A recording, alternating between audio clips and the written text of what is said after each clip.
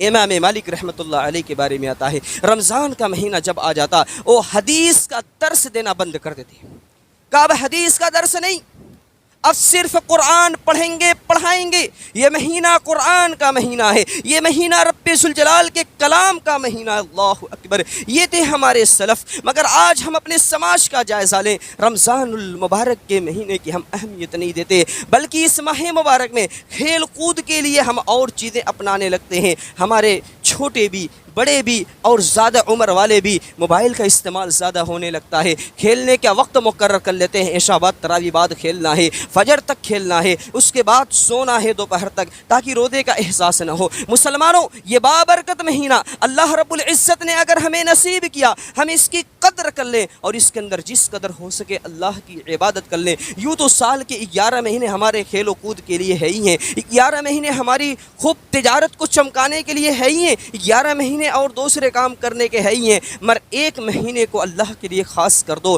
عزم کر لو کہ اس سال، پچھلے سال جو ہوا سو ہوا، ہم نے زندگی کے جو رمضان جس طرح جیسے چاہا گزارا، مگر اس سال رمضان کو 2026 کے رمضان کو انشاءاللہ ہم اتنا بہتر طریقے سے گزاریں گے، اتنی بہتر طریقے سے گزاریں گے کہ ہم اللہ کو راضی اور خوش کر لیں۔ این الصائمون، این الصائمون، روزے دار کہاں ہیں؟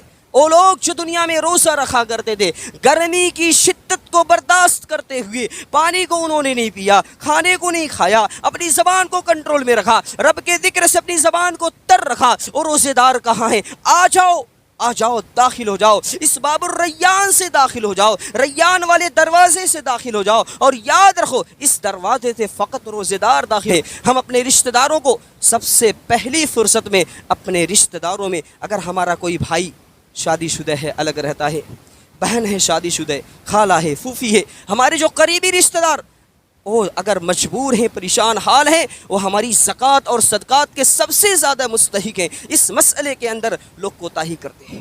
آؤ ایک حدیث سنا دوں، اللہ کے پیغمبر کی حدیث ہے، الصدقۃ علی المسکین صدقہ وعلی ذی الرحم سنتان صدقۃ وصلۃ۔ صدقہ اگر کسی عام مسکین کو دیتے ہیں، آپ کو صرف صدقے کا اجر ملتا ہے، لیکن اگر کسی اپنے رشتہ دار غریب کو دیتے ہیں، اپنے رشتہ دار مسکین کو دیتے ہیں، تو آپ کو ڈبل اجر ملتا ہے، ایک صدقے کا، ایک صلہ رحمی کا۔ اس لیے اگر آپ کا کوئی بھائی، آپ کی کوئی بہن، آپ کی پھوپھی، آپ کی خالہ، آپ کے قریبی رشتہ داروں میں سے اگر کوئی پریشان حال ہے، تو رمضان کے صدقات اور زکوٰۃ کے فنڈ سے پہلی فرصت میں انہیں ہیلپ کریں۔ نستعین ونستغفر ونعوذ باللہ من شرور انفسنا ومن سیئات اعمالنا من يهده الله فلا مضل له ومن يضلل فلا هادي له وأشهد أن لا إله إلا الله وحده لا شريك له وأشهد أن محمدا عبده ورسوله يا أيها الذين آمنوا اتقوا الله حق تقاته ولا تموتن إلا وأنتم مسلمون يا أيها الناس اتقوا ربكم الذي خلقكم من نفس واحدة وخلق منها زوجها وبث منهما رجالا كثيرا ونساء واتقوا الله الذي تساءلون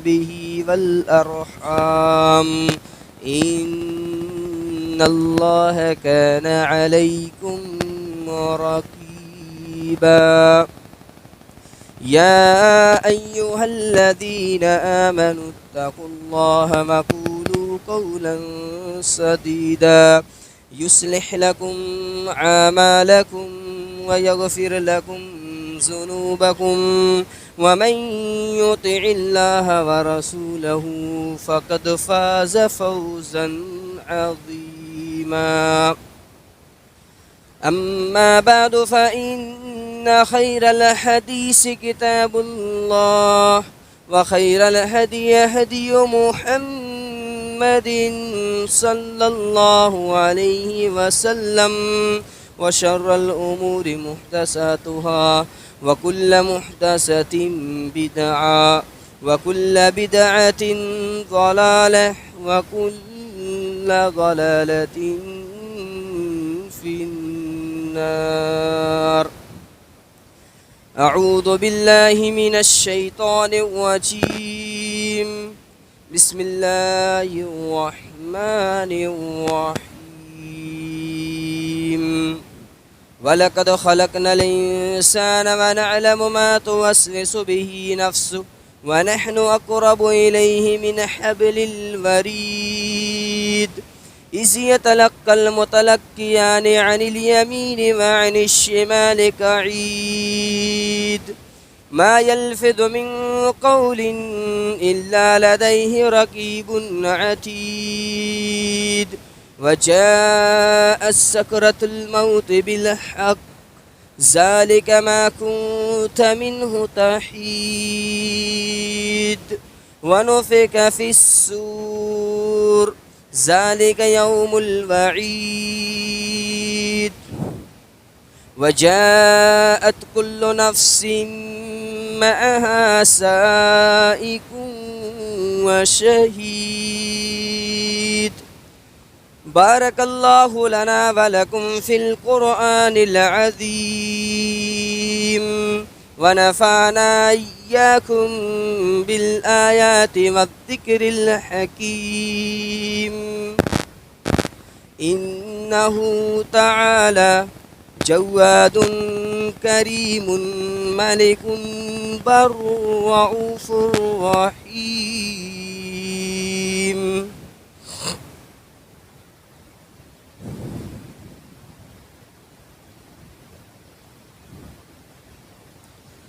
الحمد لله رب العالمين والعاقبة للمتقين والصلاة والسلام على أشرف الأنبياء والمرسلين. أما بعد أعوذ بالله من الشيطان الرجيم. بسم الله الرحمن الرحيم. يا أيها الذين آمنوا كتب عليكم الصيام كما كتب على الذين من قبلكم لعلكم تتقون. رب اشرح لي صدري ويسر لي أمري واحلل عقدة من لساني يفقهوا قولي. سبحانك لا علم لنا إلا ما علمتنا إنك أنت العليم الحكيم. حاضرین جمعہ، سب سے پہلے ہر قسم کی تعریف، توصیف، کبریائی، بڑائی، حمد و ثنا اللہ وحدہ لا شریک خالق کائنات مالک ارض و سما کے لیے ہے، جو کائنات کی ہر شے کا خالق و مالک ہے. بعد درود و سلام عرض ہوں اللہ کے بھیجے ہوئے تمام انبیاء اور رسل پہ، بالخصوص ہمارے آخری نبی جناب محمد الرسول اللہ صلی اللہ علیہ وسلم. محترم سامعین،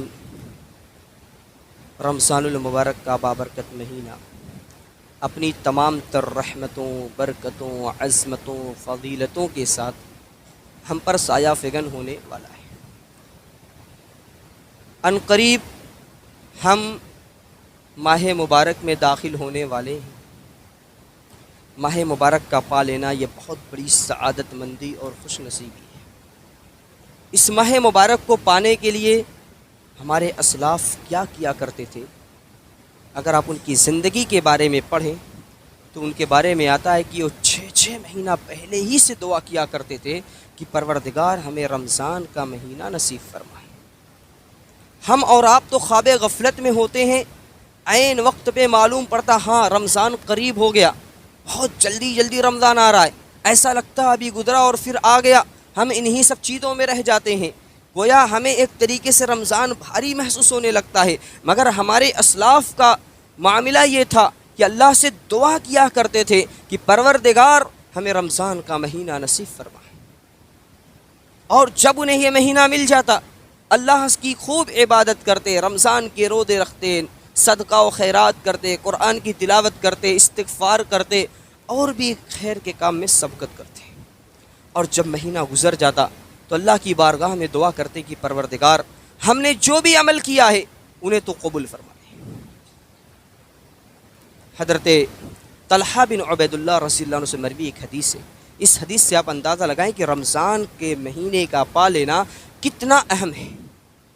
وہ کہتے ہیں کہ دو لوگ ایک وقت اسلام قبول کرتے ہیں، ان میں سے ایک بہت زیادہ عبادت گزار اللہ کی راہ میں شہید ہو جاتا ہے، اور دوسرا اس کی بنسبت کم عبادت گزار تھا۔ کم عبادت سے یہ ہمیشہ یاد رکھنا، فرائض میں کوتاہی نہیں، یہ نہیں کہ نماز نہیں پڑھتا تھا، روزہ کبھی رکھتا کبھی نہیں رکھتا، یہ اپنے ذہن سے نکال دے۔ جب بھی دین کے مسئلے میں یہ کہا جائے کہ کم عبادت گزار، تو اس کا معنی یہ ہے کہ نفلی عبادتیں کم کرتا تھا۔ ایک جملے میں اس کو سمجھ لیں، نفلی عبادتیں جو ہم پر واجب نہیں، چاہے تو کریں چاہے تو نہ کریں، نفلی روزہ چاہے تو رکھیں چاہے تو نہ رکھیں، نفلی صدقہ چاہے تو کریں چاہے تو نہ کریں، تو نفلی جو عبادات ہیں اس میں وہ کوتاہی کرتے، کم کر، اس کی بنسبت کم۔ لیکن اس کی وفات کے 2 سال بعد ہوتی ہے۔ کہتے ہیں کہ میں نے خواب میں دیکھا کہ جو بعد میں وفات پایا ہے وہ شہید والے سے پہلے جنت میں داخل ہو رہا ہے۔ میں نے خواب میں دیکھا کہ وہ پہلے جنت میں داخل ہو رہا ہے۔ مجھے تعجب ہوا کہ بھائی جو شہید ہوا ہے اس کا مقام تو بہت اونچا ہے، شہیدوں کا مقام اتنا اونچا ہے، اللہ تعالیٰ نے کہا وَلَا تَقُولُوا لِمَن يُقْتَلُ فِي سَبِيلِ اللَّهِ أَمْوَاتٌ بَلْ أَحْيَاءٌ وَلَكِن لَا تَشْعُرُونَ، کہ جو شہید کر دیے گئے انہیں تم مردہ بھی نہ کہو، وہ اللہ کے یہاں زندہ ہے۔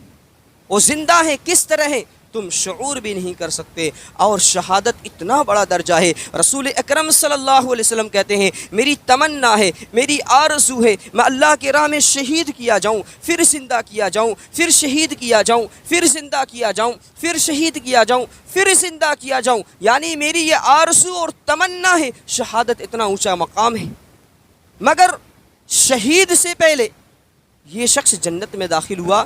مجھے تعجب ہوا، میں نے لوگوں سے کہا، لوگوں نے تعجب کیا، ہم نے یہ ساری باتیں رسول اکرم کی خدمت میں پیش کر دیا، یا رسول اللہ اس طرح کا معاملہ ہے، ہم نے اس طرح خواب دیکھا، تو آخر ایسا کیوں؟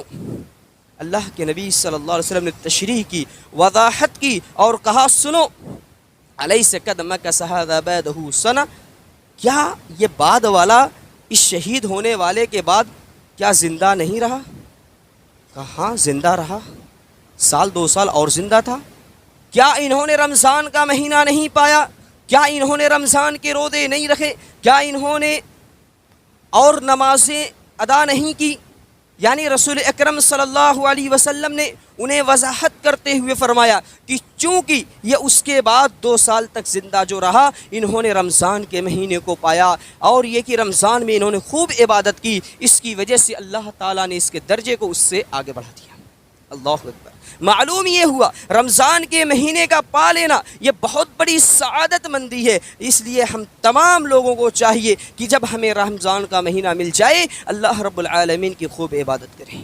بعض لوگوں کو دیکھا جاتا ہے رمضان کا مہینہ تو انہیں مل جاتا ہے، مگر وہ غفلت میں اس مہینے کو گزار دیتے ہیں، عام دنوں کی طرح اس مہینے کو گزار دیتے ہیں، اس کی کوئی اہمیت نہیں دیتے۔ چلو روزہ سب رکھتے ہیں، ہم نے بھی رکھ لیا، افطار سب کرتے ہیں، ہم نے بھی کر لیا، مگر کیا یہ ہو سکے کہ ہاں ہم قرآن کی تلاوت کچھ زیادہ کر لیں، صدقہ تو خیرات زیادہ کر لیں، اللہ کے قریبی بن جائیں؟ یہ چیزیں نہیں ہو پاتی ہیں۔ یہ انتہائی افسوس کی بات ہے۔ رمضان کے مہینے کو پا لینے کے بعد اہل ایمان کا یہ کام ہونا چاہیے کہ کثرت سے اللہ کی عبادت کریں، نفلی نمازوں کا اہتمام کریں، نماز تراویح کا اہتمام کریں، صدقہ تو خیرات کا اہتمام کریں، لوگوں کے کام آنے کی کوشش کریں، اپنی زبان کو کنٹرول میں رکھیں، الغرض ہر قسم کے خیر کے کام میں سبقت کریں، اور ہر قسم کے چھوٹے بڑے گناہ سے دور رہ کر اپنی زندگی کو گزاریں۔ یہ ہے رمضان کے پا لینے کا اصل مقصد۔ تو اللہ کے نبی صلی اللہ علیہ وسلم نے وضاحت کر دی کہ رمضان کے مہینے کو انہوں نے پایا، اس کی وجہ سے اس کا درجہ آگے ہوا۔ آپ دیکھ لیں کتنے احباب ہیں، آپ اپنے رشتہ داروں میں نظر دوڑائیں، اپنے گاؤں محلے میں نظر دوڑائیں، کتنے لوگ جو پچھلے سال رمضان کے مہینے میں موجود تھے مگر اس سال رمضان کے مہینے کے آنے سے پہلے وہ دنیا سے رخصت ہو گئے، انتقال کر گئے، اور ابھی جو چند ایام باقی ہیں ان ایام میں ہم میں سے کون رہے گا کون نہیں رہے گا، کوئی اسے جانتا نہیں ہے۔ اس لیے مسلمانوں اللہ کی بارگاہ میں دعا کرو کہ پروردگار ہم تمام لوگوں کو رمضان کا مہینہ نصیب فرما، اور جیسے ہی یہ بابرکت مہینہ ہمیں مل جائے رب ذوالجلال کی عبادت میں لگ جائیں، اس قدر عبادت کریں ہم اللہ کے قریبی بندے بن جائیں۔ امام مالک رحمۃ اللہ علیہ کے بارے میں آتا ہے رمضان کا مہینہ جب آ جاتا وہ حدیث کا درس دینا بند کر دیتے، کہا اب حدیث کا درس نہیں، اب صرف قرآن پڑھیں گے پڑھائیں گے۔ یہ مہینہ قرآن کا مہینہ ہے، یہ مہینہ رب ذوالجلال کے کلام کا مہینہ، اللہ اکبر۔ یہ تھے ہمارے سلف، مگر آج ہم اپنے سماج کا جائزہ لیں، رمضان المبارک کے مہینے کی ہم اہمیت نہیں دیتے، بلکہ اس ماہ مبارک میں کھیل کود کے لیے ہم اور چیزیں اپنانے لگتے ہیں۔ ہمارے چھوٹے بھی بڑے بھی اور زیادہ عمر والے بھی موبائل کا استعمال زیادہ ہونے لگتا ہے، کھیلنے کا وقت مقرر کر لیتے ہیں، عشاء بعد تراویح بعد کھیلنا ہے، فجر تک کھیلنا ہے، اس کے بعد سونا ہے دوپہر تک تاکہ رودے کا احساس نہ ہو۔ مسلمانوں یہ بابرکت مہینہ اللہ رب العزت نے اگر ہمیں نصیب کیا، ہم اس کی قدر کر لیں اور اس کے اندر جس قدر ہو سکے اللہ کی عبادت کر لیں۔ یوں تو سال کے 11 مہینے ہمارے کھیل و کود کے لیے ہے ہی ہیں، 11 مہینے ہماری خوب تجارت کو چمکانے کے لیے ہے ہی ہیں، 11 مہینے اور دوسرے کام کرنے کے ہے ہی ہیں،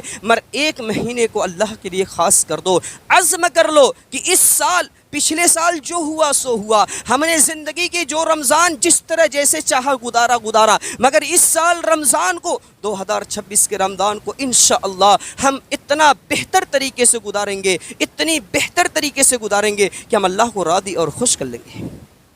یہ ہمارا عزم ہونا چاہیے۔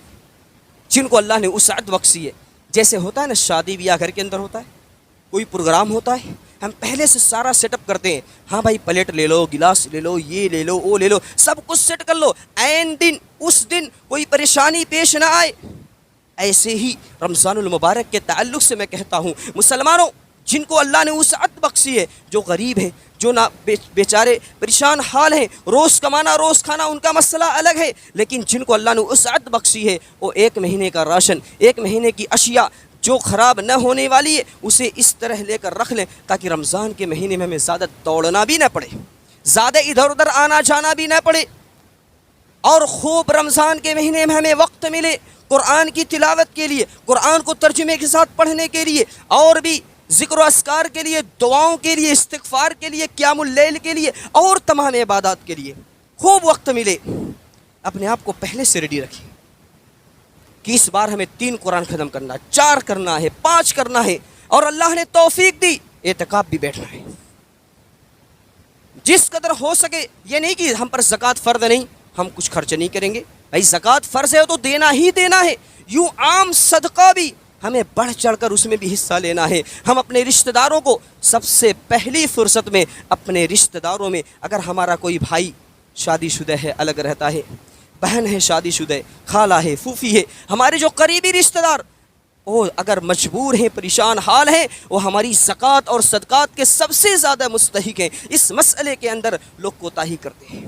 آؤ ایک حدیث سنا دوں، اللہ کے پیغمبر کی حدیث ہے، الصدقۃ علی المسکین صدقہ وعلی ذی الرحم سنتان صدقۃ وصلۃ۔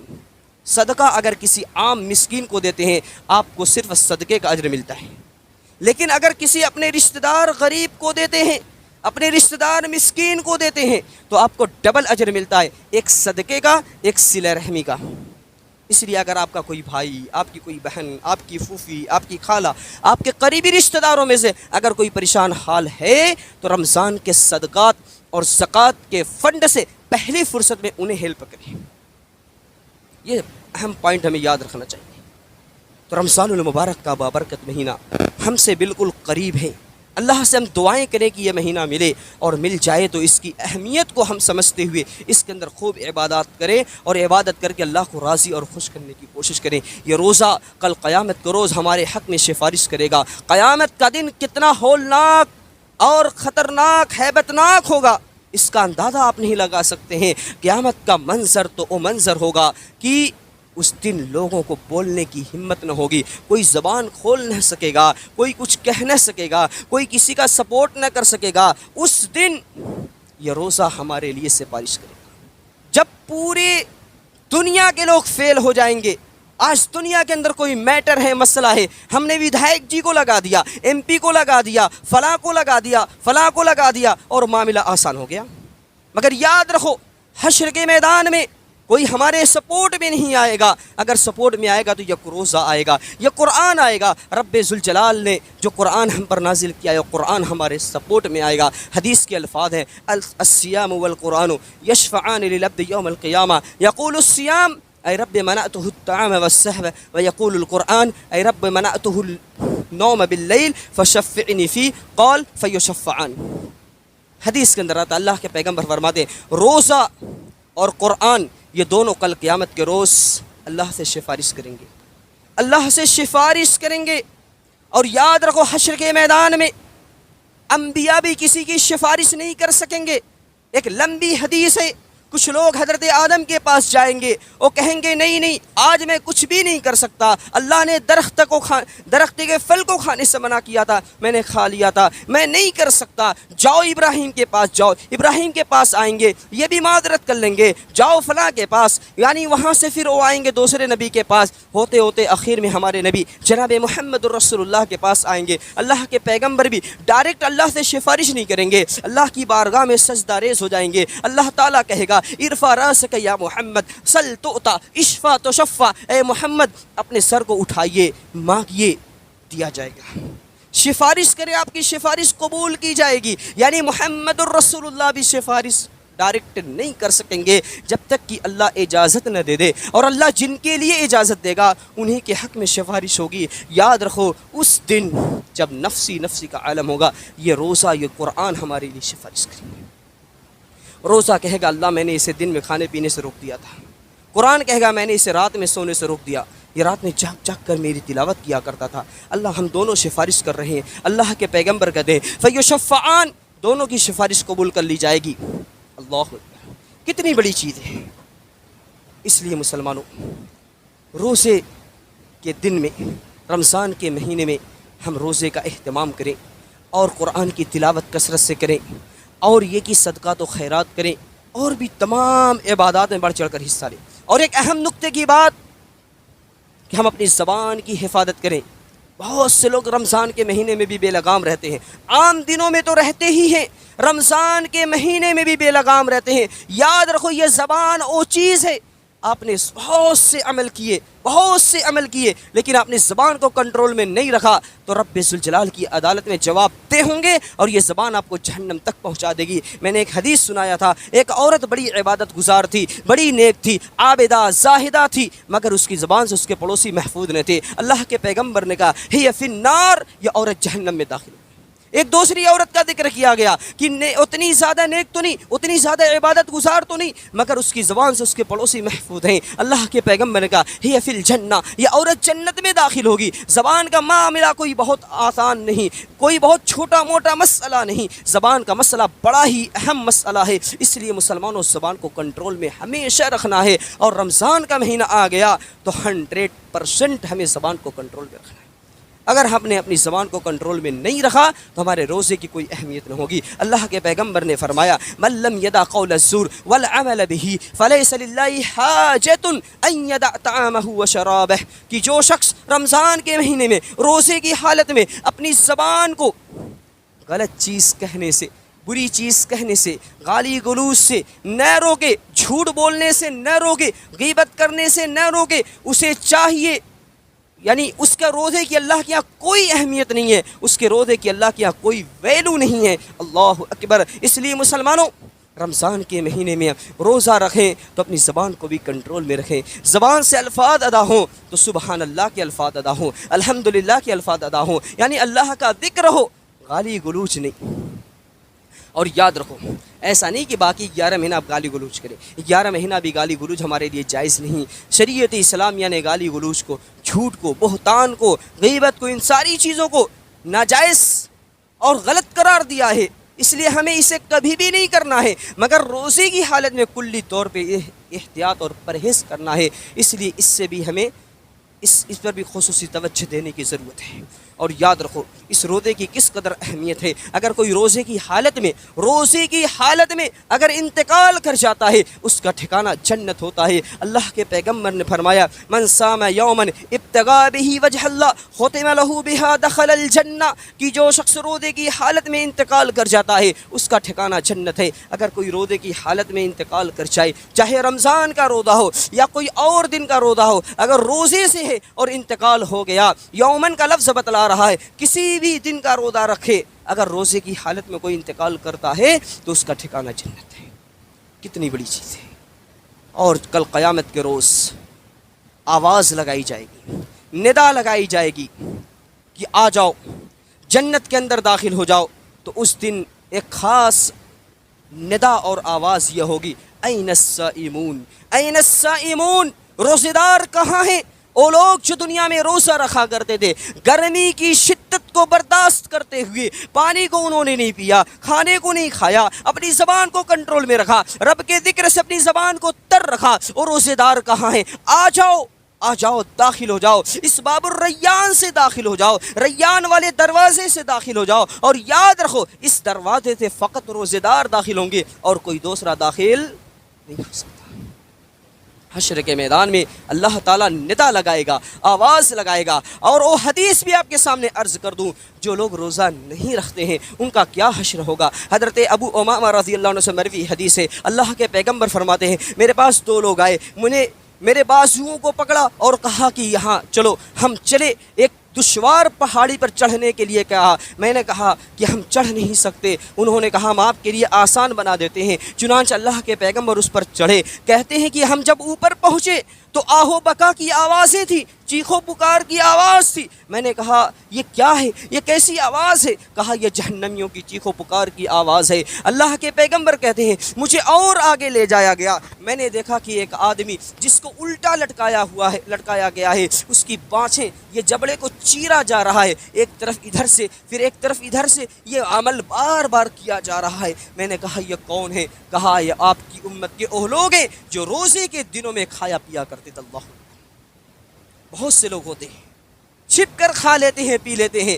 دنیا والوں سے چھپ سکتے ہو تم، مگر رب ذوالجلال کی نگاہ سے تم غائب نہیں ہو سکتے ہو۔ اللہ تو ہمارے ظاہر اور باطن، اوپر اور نیچے ہر چیز کو جانتا ہے۔ انہ علیم بذات الصدور، اللہ تو سینے کے بھید کو بھی جانتا ہے۔ اللہ سے کیسے چھپ سکتے ہو؟ اور یاد رکھو اللہ ہی کی عدالت میں ہمیں جواب دینا ہے، دنیا والوں کی عدالت میں جواب نہیں دینا۔ علماء نے تو آپ کو سمجھا دیا، بتا دیا، نبیوں نے سمجھا دیا، بتا دیا، نہ کہ نبی قیامت کے دن ہمارا حساب لیں گے، نہ تو علماء لیں گے، نہ تو ہمارے آبا و اجداد ہمارا حساب لیں گے۔ حساب تو اللہ کو دینا ہے۔ اس لیے اللہ کا ڈر خوف اپنے دل میں رکھو کہ اللہ تو ہمارے سینے کے بھید کو بھی جانتا ہے۔ اس لیے ہم چھپ کر بھی کچھ کھائیں گے پیئیں گے نہیں، مگر کچھ نوجوان ایسے ہیں، کچھ لوگ ایسے ہیں جو رمضان المبارک کے بابرکت مہینے کے اندر بھی دن کے اندر روزے کی حالت میں لوگ ہیں، اور یہ منحوس اور ظالم قسم کا انسان یوں کھاتا پیتا پھرتا ہے، انہیں شرم تک نہیں آتی کہ یہ وہ بابرکت مہینہ ہے جس میں رب ذوالجلال کا قرآن نازل ہوا،